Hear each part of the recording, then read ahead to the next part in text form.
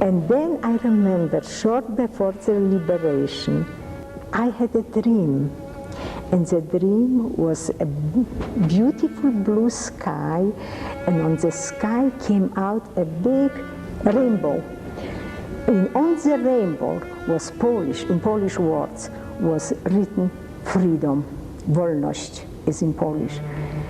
I got up in the morning and I said, girls will be freed. I dreamed about it. And they, it's not, I don't believe it, I don't believe it. And I said, you'll see. And then, short after, we were freed. It was 8th of May in 1945. It was a Tuesday. And Tuesday, they didn't call us to work. So we were thinking, oh, now not far was a forest. They will take us to the forest and they will kill us all because we couldn't work, we didn't have strength anymore to work. And all of a sudden, we are laying, we couldn't get up, we are weak, we are laying, and all of a sudden we hear a Russian language. And Russian and Polish is very similar. And the soldiers, the young soldiers on the jeeps with women, girl soldiers, cut the electric wire, and they came into the camp, and they screamed, "We brought you freedom," in Russian language. And we don't believe it. When the Russian came and liberated us, one of our girls said, 8th of May, 1945, this is our birthday.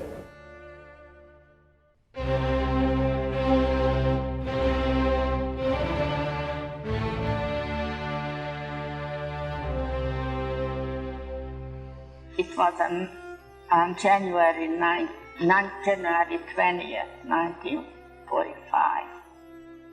And that was my nephew's birthday. And that was his birthday present. The Russians were there. And then I looked out and saw the Russians with the guns to tear down the walls. And I get a spasm, I couldn't move, I don't know what was it. I couldn't move, I couldn't talk, I couldn't scream, nothing. I took the 2 children and went to my mother's house, but naturally she wasn't there. Hardly anybody was there. But fortunately her apartment was not bombed up, so I could move in. There was no window, it was hardly any furniture, but it was a place, a roof over our head. In 1946, my sister came back from Germany. She was in concentration camp, and she was very, very, very sick and couldn't come to pick up her son for a year. And my sister, a beautiful tall girl, was not even 50 pounds when they were liberated. So my life was very, very sad and very lonely, because I still was waiting that my husband comes back and will see his son. But it never happened. We waited and waited.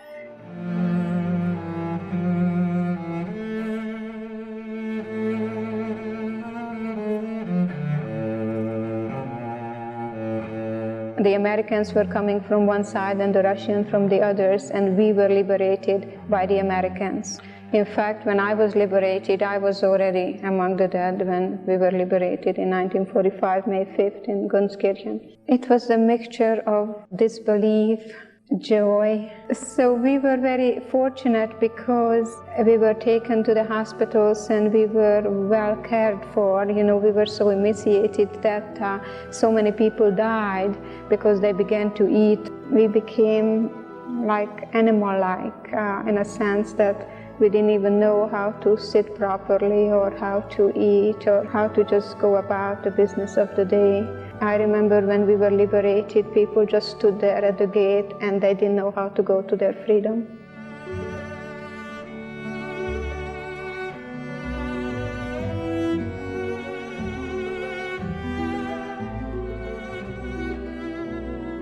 The date was May the 8th, 1945. What we noticed, the first thing that we noticed, is that the SS disappeared. And the Wehrmacht came and guarded us. They were not killing anybody, but it didn't give us anything either.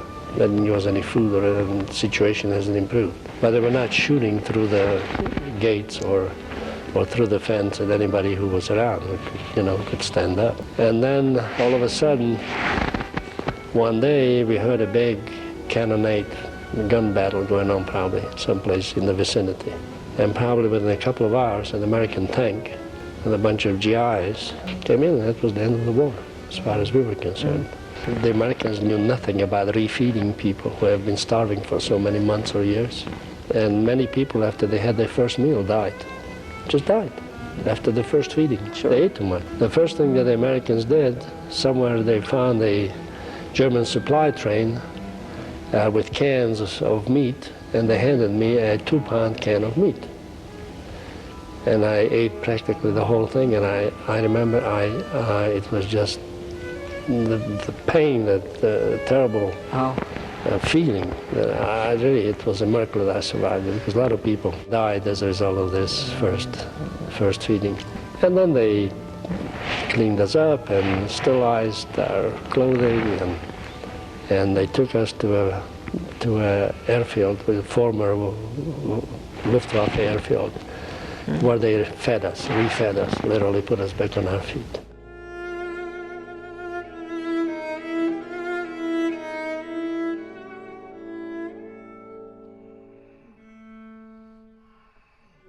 When the war was getting closer to the end, we no longer worked in the factory because there was a lot of bombing going on, and I don't remember if the factory was bombed or not, but they had us dig trenches. And while we were digging the trenches, which was 5-6 feet deep, and we were always wondering if we were digging that for ourselves. You couldn't help but, those thoughts going through your mind. And then it was getting closer and closer for the two sides coming in, the Russians and the Americans. So they started having us march, which we called the Death March. And there were several hundred of us, and I think about 46 of us got liberated.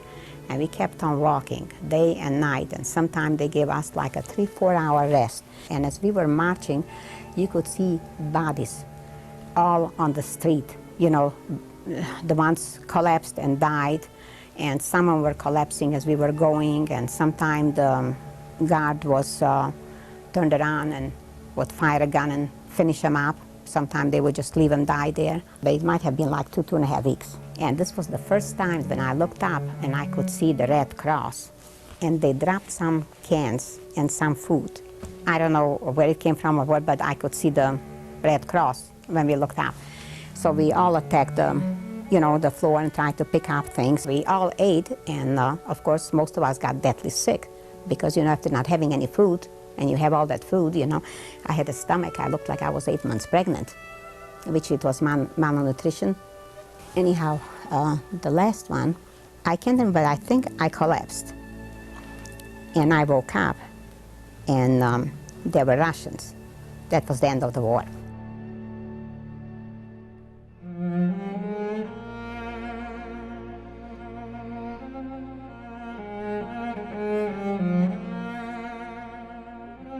And the Germans told us not to go out because they're going to shoot us. It was 4 days inside. We didn't know what the heck goes on. Till I said, you know what, I'm going out. They said, don't go out, you get shot. I said, we're going to get shot anyway. I'm going out. And we went out, and the Germans was not there for 4 days. And we didn't know it. And then when after that, the Americans came.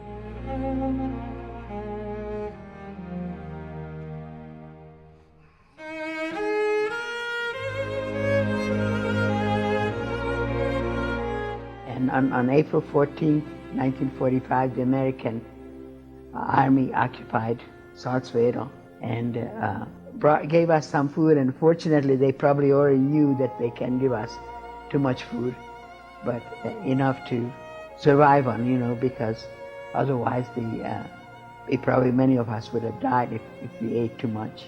On June 26, I was already in this Hillersleben, the DP camp, where I went because I was told that I probably could either find some of my relatives or find out about some of my relatives. And so I decided I remember I was not quite 15 yet, and I was all by myself, so I had to depend on my own head. I went back to Hungary in August of 1945, and that's when I found out that my brothers survived in Auschwitz. They were liberated in Auschwitz and practically walked back to Hungary in the middle of the winter.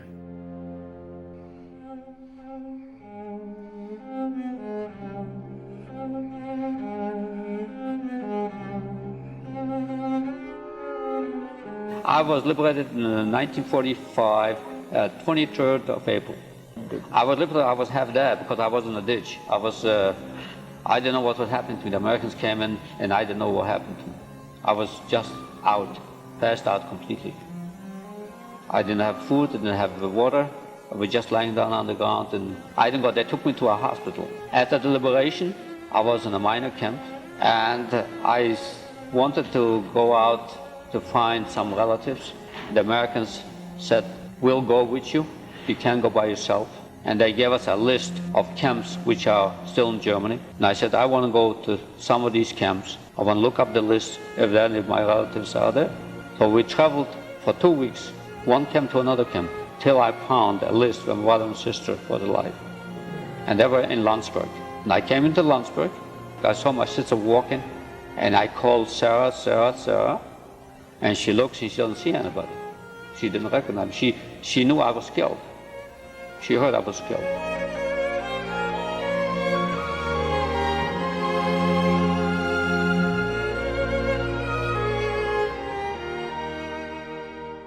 Shortly thereafter, a carload of Americans drove into the village. And of course, we knew 3 words of English, or 4. So we rushed to greet the Americans, and we spoke to them in English, and they answered us in French. They were just as proud of their 3 words of French as we were of our 3 words of English. We lived right across the street from a school, and my uncle went to the school and asked the MP that was standing outside the door if there were any Jewish soldiers in the group. And he said he only knew of one. So that night, the doorbell rang, and this American soldier stood there. His name was Charles Mendel, M-E-N-D-E-L, and he was from Louisville, Kentucky. And we invited him to our home, and we told him that we had an uncle and aunt living in Cincinnati, Ohio, but that's all we knew, their name and the city. And he wrote to his father, and his father found my uncle and aunt. And this Charles, inquired about our parents, and he found out that from Des Milles, they had been sent to Drancy, and from Drancy to Auschwitz. And by that time, we knew what had happened to people that had been sent to Auschwitz. That was in 1944. We knew that we were orphans, our parents were not with us anymore.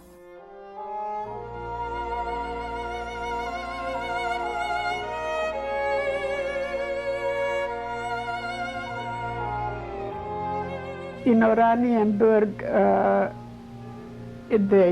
they just one day they just opened the gates, and we didn't know what's happening. We didn't know anything about politics. We didn't know anything. It was just, we looked and the gates were open. That's it, we just looked around, we were without guards. And finally we start seeing the Russians, and we said, we liberated, it's over. After a few months, in 1945, August 12, I got married with my husband. That practically saved my life with some others. So we wanted to go to Israel. But I said, I'm not going any place till I go home to my country and see what's going on and who is left from my family. And I was hoping that for sure my 2 brothers are alive, because they were young and, they were then 20. And we came home, my husband and I went to visit. My uncle was there still. And I found out that no one was alive, nobody.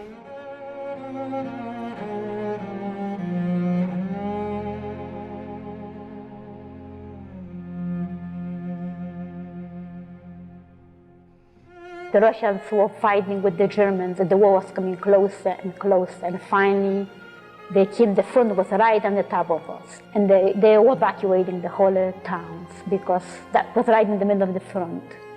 That means we had to come out from the hiding, and we had to go. And she said, we have to leave. In the meantime, the people saw us, the people who were hiding us, and the people who were neighbors, but everybody was so scared by then that nobody was saying anything.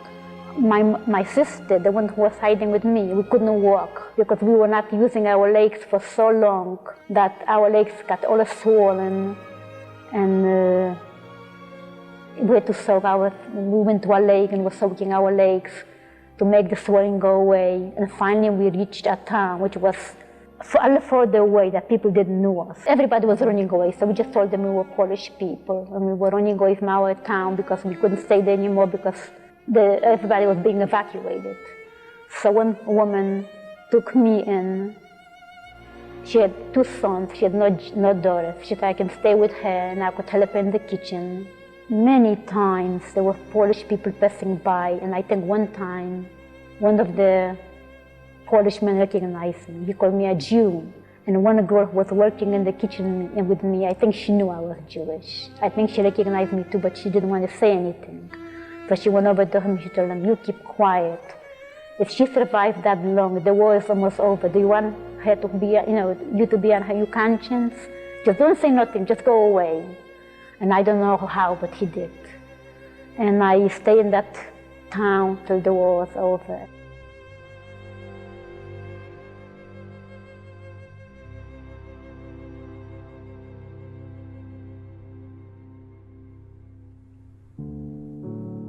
I was liberated July the 31st, 1944, and I was liberated by the Soviet Army. The best day we ever had, because all of a sudden you feel free.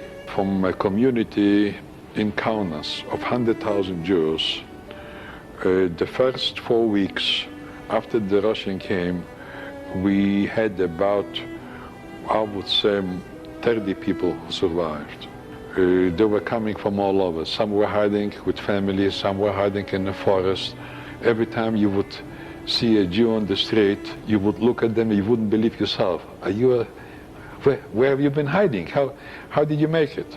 It was, what I am concerned, impossible to stay there, because you felt very strange being Jewish, and then wherever you look, you just felt that the pavement are smeared up with Jewish blood, because there was so much atrocities that I felt, if I would stay longer, I would lose my mind after the war.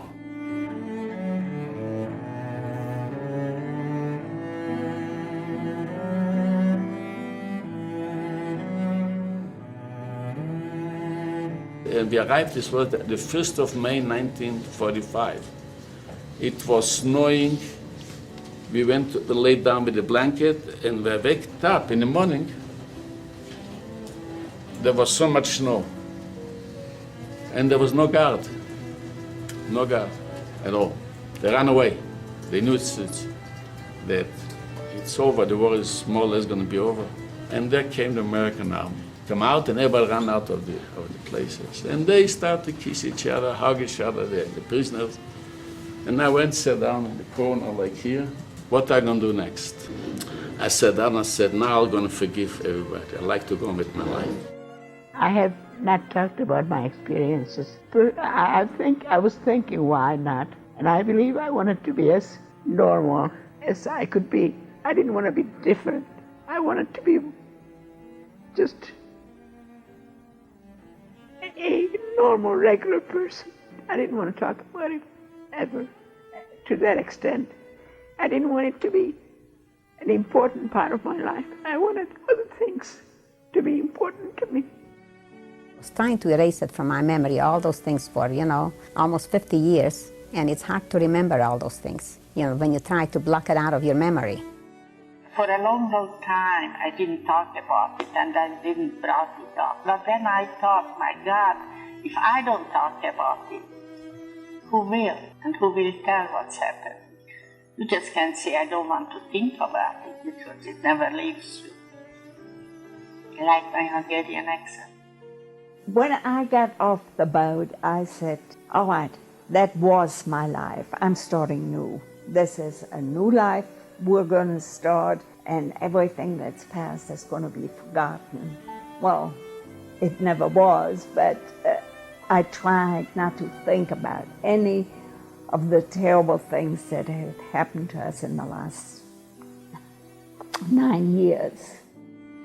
The special thing, what I always had in my mind, wherever I was, since childhood, since I left my old home, I always wanted to see the liberation so I can tell the true story to the people, or in America, or any place else. And I'm being asked by people who are American born, and they tell me, can't you go better, in the morning to play golf with us or to play tennis than to go to schools and lecture about the Holocaust? Why do you have to torture yourself? Why do you have always to think about this? And I have to admit that the first 30-some years, I didn't think about this because I didn't want to think about this, because it's very, very painful. But due to certain circumstances, I feel that I have to tell my story again and again. And when I start to talk to students, how was life in camps or in the ghettos, I know that they don't understand, because sometimes I don't realize that I was able to go through.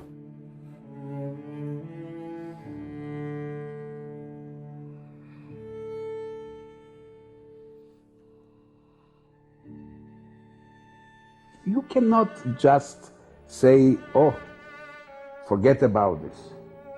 We live with this. I want to remind this to people. I want to remind this also to my grandchildren. I came to a conclusion for me. This has nothing to do with other people, that God has nothing to do with this. This was the people who did what they did. For some circumstances, this is too deep to explain this, but I cannot blame God for this, because then it will change completely my way of seeing many other things. So my message would be to my grandchildren, hatred would bring hatred. If you hate somebody, it's no way to stop it. It's no way to stop. Then somebody will hate you. God make a balance, and the balance is between good and bad. And as long we are on the positive side of this balance, we can contribute something to the world. And this is my message.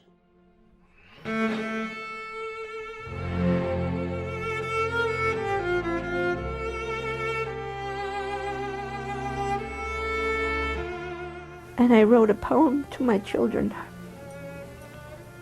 And this is what it says. I'm tired of crying without tears for things that are gone, for time that has passed without my knowing and enjoying. I want to remember the good times when each new day brought the wonderment of innocence. I want to laugh about nothing, the absolute nothing that makes sense only to the very young. I want to think like a child. Regression? No. I want the burden of life off my shoulders. I want the blue from the sky, the powder puffs of white clouds, the green from the grass, the ripple from the water. I want to take a bite from the air. I want to dance with butterflies, soar with spread out wings, land softly on the ground. I want to love everyone, trust everyone. I want the impossible. Live with dignity and pride of being a Jew, and always be strong and in the face of hatred to try to live with forgiveness. So many times, so many things happen that seems like was betrayed, like they say, for us to live. I don't know, because so many times we came so close. I wish that my children don't have to go through and see what I saw with him. I hope they never see it. And it never go happen again.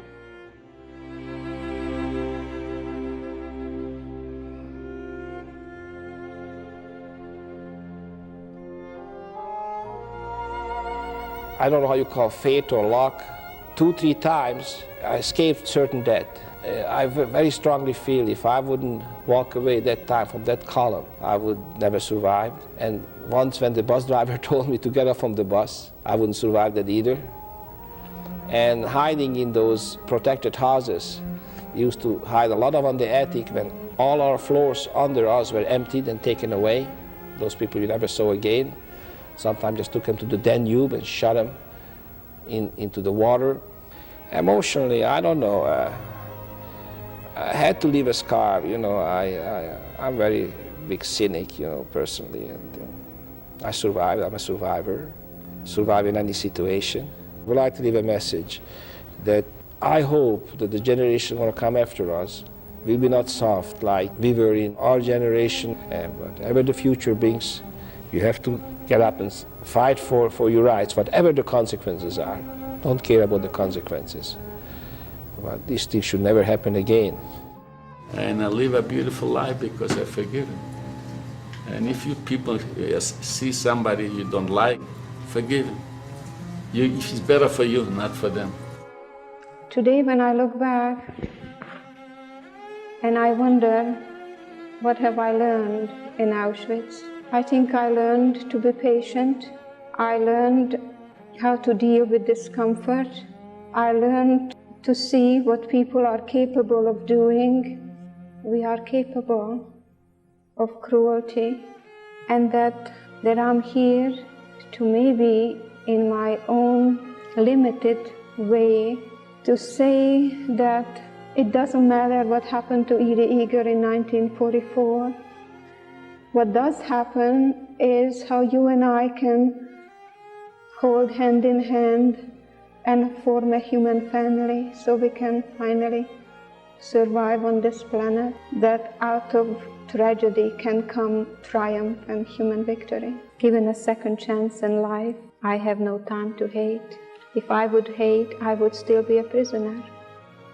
I gave them so much, I won't give them another inch.